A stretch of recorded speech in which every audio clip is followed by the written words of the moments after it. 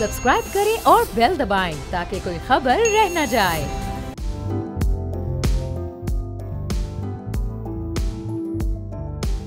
अस्सलामुअलैकुम, मैं हूं जहांगीर। आप देख रहे हैं प्रोग्राम व्यापार। कारोबारी हफ्ते का आज आखिरी रोज़ है। स्टॉक एक्सचेंज में आज हमें मुस्बत पेशरफ दिखाई दी है, जहां 600 से ज़ायद पॉइंट्स का इजाफा आज देखने में आया है और इंडेक्स 75,500 से ज़ायद की सतह पर ट्रेड हो रहा है। हमने 24 मई को यानी गुज़िश्ता हफ्ते में देखा था कि इंडेक्स 76,000 की बुलंद तरीन सतह तक पहुंचा था, लेकिन उसके बाद फिर 75,000 और 76,000 के दरमियान ही इंडेक्स मौजूद है। बहुत सारे इकोनॉमिक इंडिकेटर्स ऐसे हैं जो कि अब पॉजिटिविटी की तरफ जा रहे हैं। मईशत में आहिस्ता आहिस्ता इस्तेहकाम आ रहा है, तो उसका कितना फ़ायदा आने वाले दिनों में स्टॉक मार्केट को होगा और ये इंडेक्स मज़ीद कहाँ तक जा सकेगा। जो सरमायाकार हैं स्टॉक मार्केट के, वो इस वक्त कितने मुनाफे में है, नई सरमायाकारी किस हद तक आगे मुमकिन हो सकती है, इसी पर हम गुफ्तगू करेंगे। अली नवाज साहब CEO हैं पाकिस्तान प्राइवेट लिमिटेड के, हमारे साथ मौजूद हैं। अली नवाज साहब, बहुत शुक्रिया प्रोग्राम के लिए आपने वक्त निकाला। अब ये इस वक्त जो सूरत हाल हमने देखी है, 24 मई के बाद हमें लग रहा था अब ये इंडेक्स जाएगा 77, फिर 78 और 80,000 तक शायद ये कुछ दिनों में चला जाए, लेकिन ये जो करेक्शन एक मामूली सी हुई है बजट से पहले, क्या ये एक्सपेक्टेड थी और आने वाले दिनों में आप कहाँ तक इस इंडेक्स को जाता हुआ देख रहे हैं?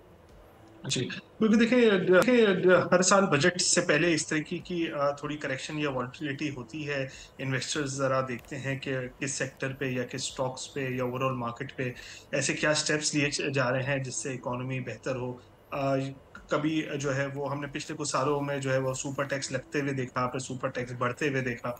तो इसी तरीके की एक्सपेक्टेशंस होती है, हर साल हमारे टैक्स के टारगेट बढ़ते हैं और अनफॉर्चुनेटली हम उन्हीं सेक्टर्स पर ज़्यादा बर्डन डालते हैं जिस पर ऑलरेडी टैक्स्ड होता है। तो इस वजह से इन्वेस्टर्स थोड़ा-सा देखते हैं कि इस बार बजट में क्या हो, जिसकी वजह बनती है कि मार्केट में थोड़ी-सी करेक्शन आती है।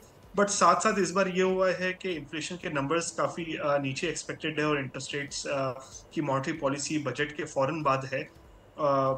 और मॉनेटरी पॉलिसी में 100 बिप्स से 200 बिप्स कट की एक्सपेक्टेशंस है, जो मार्केट में तेज़ी की वजह बनी। अगर ये कट हो जाता है तो ये मार्केट मज़ीद अपनी जो तेज़ी बरकरार रख सकती है। सही। तो अली नवाज साहब, ये जो कट है ये एक्सपेक्टेड था। पिछली जो इस वक्त गुजरी है मॉनेटरी पॉलिसी, उसमें हमने इंटरेस्ट रेट कम होते नहीं देखा, उससे जो पिछली वाली थी उसमें भी कम होते नहीं देखा। तो वहाँ ये कम ना करने की क्या वजूहत नहीं, जबकि स्पेस अब मौजूद था और अभी भी स्पेस मौजूद है। अगर आने वाली मॉनेटरी पॉलिसी में भी ये शरह सूद कम नहीं हुई तो फिर हालात किस तरफ जा सकते हैं? देखिए, लास्ट मॉनेटरी पॉलिसी में अनफॉर्चुनेट बात ये थी कि हर मॉनेटरी पॉलिसी के साथ-साथ कोई एक ऐसा इवेंट साथ हुआ है जिसकी वजह से स्टेट बैंक थोड़ा-सा मोहतात रहा है इंटरेस्ट रेट काटने से पहले। जो लास्ट मॉनेटरी पॉलिसी थी उसमें ये जियोपॉलिटिकल टेंशन जो इस्राइल और ईरान का उन्हीं दिनों में मिसाइल्स का जो एक्सचेंज है वो चल रहा था, जिसकी वजह से ऑयल प्राइसेस बहुत ऊपर थी। तो ये खदशा था कि कहीं ऐसा ना हो कि ऑयल प्राइसेस, अगर ये कोई मामला एस्केलेट हो जाता है तो ऑयल प्राइसेस बढ़ने की वजह से इन्फ्लेशन दोबारा से आ जाए और फिर रेट हमें दोबारा बढ़ाने पड़े। तो उस वक्त स्टेट बैंक थोड़ा सा प्रूडेंट हो गया था। इस बार भी मॉनेटरी पॉलिसी के साथ बजट है, बजट में टैक्स लगेंगे, वो भी एक इन्फ्लेशनरी होती है।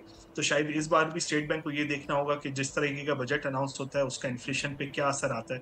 फिर हमें बिजली और गैस की कीमतें भी महंगी करनी है। जुलाई में जो क्वार्टरली एडजस्टमेंट्स होती हैं वो करनी पड़ेंगी, तो उसका भी एक इन्फ्लेशन पे इम्पैक्ट आएगा। आई थिंक अब ये देखने वाली बात होगी कि स्टेट बैंक इन सारे फैक्टर्स को देखते हुए क्या डिसीजन लेता है। और अली नवाज साहब, ये जो इन्वेस्टमेंट्स इस वक्त आने वाली हैं, जिसकी कमिटमेंट्स अब UAE और सऊदीया की तरफ से हो चुकी हैं और मुमकिन तौर पर शायद चाइना का भी इंटरेस्ट हो किसी नई इन्वेस्टमेंट के हवाले से, तो अब ये कितना बूस्ट दे सकती हैं आने वाले चंद हफ्तों या महीनों में स्टॉक मार्केट को? जी, बिल्कुल। देखिए, ये जो इन्वेस्टमेंट्स हैं उसके लिए अभी तो हमें थोड़ा-सा पहले काम करना पड़ेगा। रिगार्डिंग हमें वो पॉलिसीज़ बनानी होगी, वो सेक्टर्स की चीज़ें जो हमें ठीक करनी है वो करनी होगी। उसके बाद ये इन्वेस्टमेंट्स आएँगी। एक इन्वेस्टमेंट जो रेकोटिक के हवाले से है वो काफ़ी एडवांस स्टेजेस पर है, जो PIA की प्राइवेटाइज़ेशन के हवाले से है, उस पर काफ़ी हद तक काम हो चुका है। और वो हम देखेंगे कि अगले 1-2 महीने में कंक्लूड हो जाएगी। लेकिन उसके अलावा ये जो हम UAE और चाइना से बात कर रहे हैं, इसमें भी बहुत नेगोशिएशंस होंगी और अभी इस पे बहुत काम करने की ज़रूरत है, फिर ये मटेरियलाइज़ होती है। सही। और फिर ज़ाहिर है कि उस वक्त तक जो हमारी बजट के लिए IMF को कन्विंस करने की कोशिश है, उसके भी कुछ नताइज सामने आना शुरू हो जाएंगे। जो शराइत IMF ने रखी हैं, इस वक्त कितना पाकिस्तान की गवर्नमेंट और उसकी ये इंटेंशन आपको नज़र आ रही है कि ये बड़ी आसानी के साथ ये प्रोग्राम हासिल हो जाएगा और इसके भी फिर जब ये प्रोग्राम मिल जाता है स्टॉक मार्केट को, इसका भी कोई फ़ायदा होगा?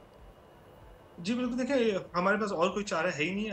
हमें अभी IMF प्रोग्राम और उनकी जो स्ट्रक्चरल रिफॉर्म्स की रिकमेंडेशंस है, हमें उस पे इम्प्लीमेंट करना पड़ेगा। शायद चीज़ें इतनी आसान नहीं होगी इम्प्लीमेंट करना, बट और कोई चांस है नहीं हमें इकोनॉमी को स्टेबलाइज़ करने के लिए, IMF प्रोग्राम लेने के लिए ये करने की ज़रूरत है। ये हमें प्रोग्राम मिल जाता है तो ये बिल्कुल मार्केट के लिए पॉजिटिव होगा, क्योंकि मार्केट को इंडिकेशन मिल जाएगी कि अब ये हम जी IMF प्रोग्राम में अगले 3-4 सालों के लिए आ गए हैं। ठीक है, बहुत बहुत शुक्रिया साहब। CEO Chase securities private limited हमारे साथ मौजूद है।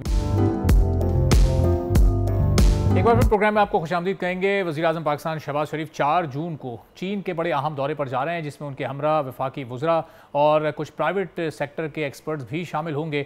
अब वहाँ पर जो बड़ी चीनी इन्वेस्टमेंट की कंपनीज़ हैं उनको कन्विंस किया जाएगा कि पाकिस्तान में 13 ऐसे शोबों की निशानदेही की गई है जहाँ पर सरमायाकारी की बड़ी ज़रूरत है और बहुत ही प्रॉफिटेबल सरमायाकारी हो सकती है। और उसमें जो अहम तरीन शोबा है वो पावर सेक्टर का है, वो ऑयल रिफाइनिंग का है। अगर ये 5 बड़ी चीनी कंपनीज सरमायाकारी पर राज़ी हो जाती हैं और आने वाले दिनों में चीन की जानिब से ये बड़ी सरमायाकारी पाकिस्तान में की जाती है, तो इससे हमारे मुल्क के पावर सेक्टर को कितना फ़ायदा हो सकेगा, ओवरऑल मुल्क की इकोनॉमी के लिए कितना फ़ायदेमंद होगा, इसी पर हम गुफ्तगू करेंगे। मोहम्मद आरिफ साहब एनर्जी एक्सपर्ट हैं, हमारे साथ मौजूद हैं। आरिफ साहब बहुत शुक्रिया प्रोग्राम के लिए, आपने वक्त निकाला। इस वक्त हम देखते हैं कि जो एनर्जी के टैरिफ्स हैं वो बहुत ज़्यादा बढ़ चुके हैं। IMF के जब हम प्रोग्राम में जाते हैं उसमें हमें इजाफा करना पड़ता है।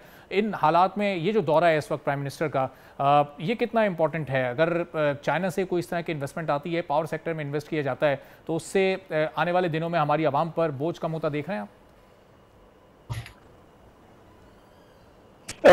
बहुत शुक्रिया जी। ये बड़ा ऐसा कोई टाइमिंग ऐसी है इस विजिट की कि मैं सरप्राइज्ड हूँ और कंसर्न भी हूँ। सीरियसली कंसर्न इसलिए हूँ कि ये मुल्क के हालात इस तरीके से हैं कि आपकी अपनी इंडस्ट्री बंद है, एनर्जी के इतने सीरियस क्राइसिस हैं, कंजम्पशन है नहीं है। और आज ही सुबह ये पता चला कि जनाब जो गैस का डिस्ट्रीब्यूशन और ट्रांसमिशन नेटवर्क है वो ऑलरेडी ओवर प्रेशर्ड है, मतलब कंजम्पशन कम है और गैस उसके अंदर फिल हुई भी है और वो किसी वक्त भी ब्लास्ट हो सकता है और बड़ा सीरियस नेशनल लेवल का ब्लास्ट हो सकता है अगर इसकी कंजम्पशन को रिलीज ना किया जाए या कंजम्पशन बढ़ाई ना जाए।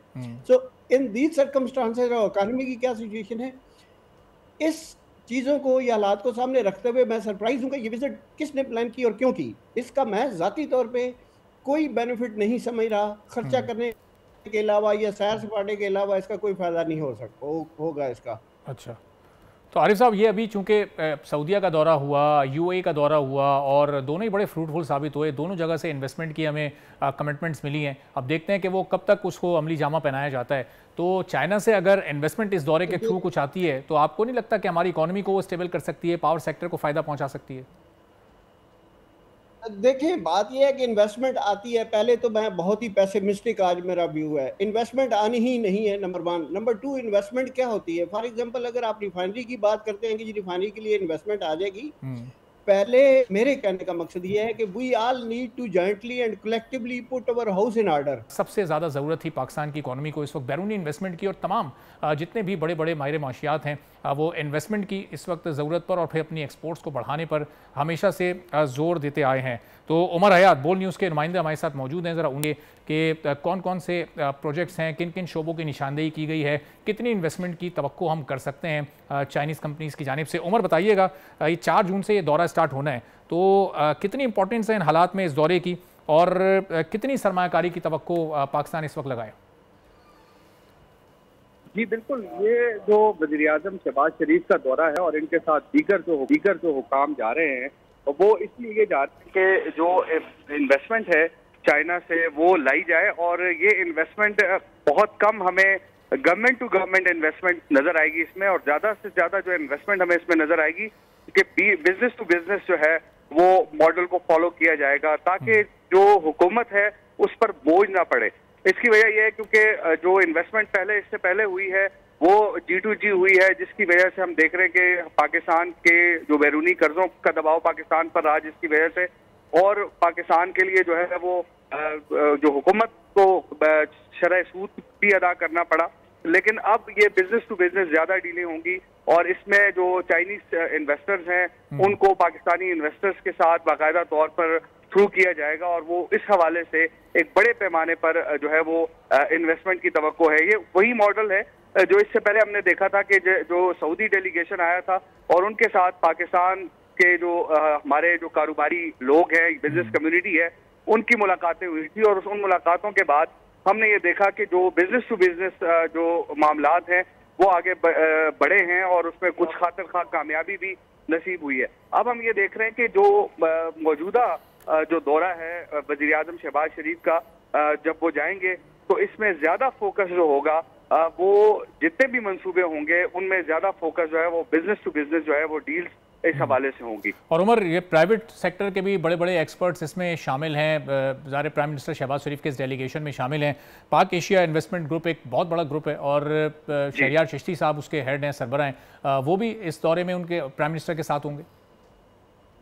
जी बिल्कुल, जो पाकिस्तान की कारोबारी बरादरी है या बिजनेस कम्युनिटी है, क्योंकि हमने ये देखा कि लास्ट टाइम जब सऊदी डेलीगेशन आया था तो उस वक्त भी जो हमारे बिजनेस कम्युनिटी है जिसमें मुख्तलिफ ग्रुप्स हैं और उनमें पाक एशिया ग्रुप एक बहुत बड़ा इन्वेस्टमेंट ग्रुप है, तो इसी तरह अब मजीद आगे जो चाइनीज बिजनेस कम्युनिटी के साथ हमारे जितने भी लोग हैं, खास तौर पर कारोबारी हजरात और उनमें जो इन्वेस्टमेंट ग्रुप्स हैं उनके साथ बाकायदा तौर पर वहाँ मीटिंग्स होंगी और इस हवाले से पाकिस्तान में मुख्तलिफ शोबों में सरमायाकारी की जो है मौक़े मौजूद हैं और वहाँ जाके बाकायदा तौर पर जो कारोबारी हजरात हैं या जो इन्वेस्टमेंट ग्रुप्स हैं या जो कंपनीज हैं वो बाकायदा तौर पर अपना जो एक दिलचस्पी के हवाले से मामलात हैं वो उनके सामने रखेंगे और फिर उसके बाद एक बड़ी इन्वेस्टमेंट अगर चाइनीज साइड जो है वो एग्री हो जाती है, चाइनीज बिजनेस कम्युनिटी एग्री हो जाती है, तो पाकिस्तान में क्योंकि पोटेंशियल तो बहुत मौजूद है तो उनके लिए यहाँ पर मौके हैं। और दूसरा, ठीक है, बहुत बहुत शुक्रिया उमर हयात में अपडेट आजम के दौरे चीन के हवाले से। सब्सक्राइब करें और बेल दबाएं ताकि कोई खबर रह न जाए।